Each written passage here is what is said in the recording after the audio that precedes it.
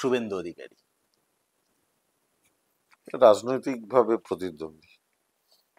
মমতা বন্দ্যোপাধ্যায়। মাতৃসম। নরেন্দ্র মোদী। ভারতবর্ষের ব্যর্থ প্রধানমন্ত্রী। মদন মিত্র। Glamorous character.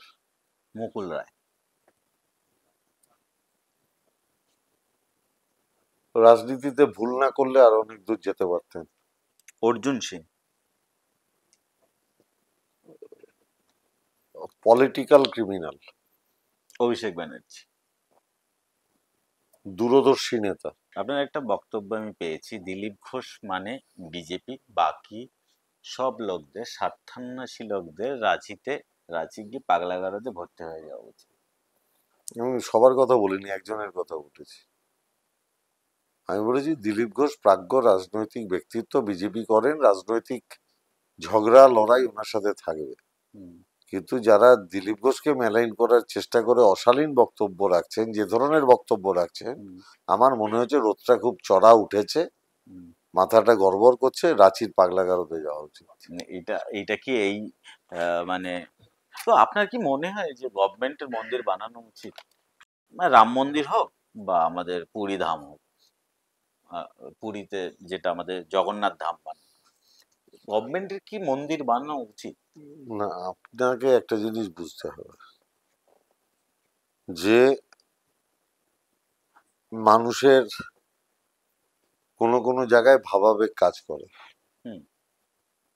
রামের মন্দির তো আগেও ছিল, পরবর্তীকালে একটা বিশাল বড় ধর্মীয় সংকট তৈরি হয়েছিল যে ওটা মন্দির না মসজিদ। পরবর্তীকালে রাজীব গান্ধী সেই দরজা খুলে দেয়, তারপরে দীর্ঘ সময়ের পর সুপ্রিম কোর্ট একটা রায় দেয়, যদিও রায় দেওয়ার পর সুপ্রিম কোর্টে সেই বিচারপতি সাহেব আবার রাজ্যসভার এমপিও হয়ে যায় বিজেপির। কিন্তু এসব তো আলাদা জিনিস, কিন্তু ওখানে তো মানুষ যাচ্ছে, তার ভক্তি নিবেদন করছে, এবং আপনি দেখুন এখানে 3 দিনে প্রায় 10 লক্ষ মানুষ দীঘায় গেছে। একটা মন্দিরকে কেন্দ্র করে ওখানে পর্যটনটা বিশাল আকার লাভ করছে, মানুষের ডেস্টিনেশন হয়ে গেছে দীঘা। এখন কিন্তু জগন্নাথ দেবের মন্দির দেখতে যাব বললে, আগে যেরকম সব বাঙালিরা পুরীতে চলে যেত, 50% বাঙালি থেকে 70% বাঙালি এখন কিন্তু দীঘায় যাবে। তার মানে যে পর্যটনে ইনকামটা পুরীর হচ্ছিল, সেই ইনকামটা এবার দীঘার হবে। তাহলে আমি যদি কোনো একটা মন্দির বানিয়ে ভগবানকে অর্চনা করার সাথে সাথে সেখানকার পর্যটনকে ডেভেলপ করতে পারি, তাহলে আমি কেন করব না? তাতে তো মানুষের উপকার হবে।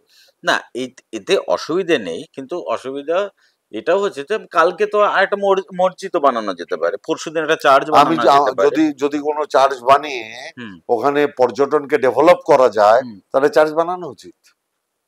মানে তাতে মানে না, যদি আপনি পর্যটন যেই ডেভেলপ করবেন, তাতে তো প্রচুর মানুষের কর্মসংস্থান হবে। আপনি কর্মসংস্থানটার উপরে জোর দিন।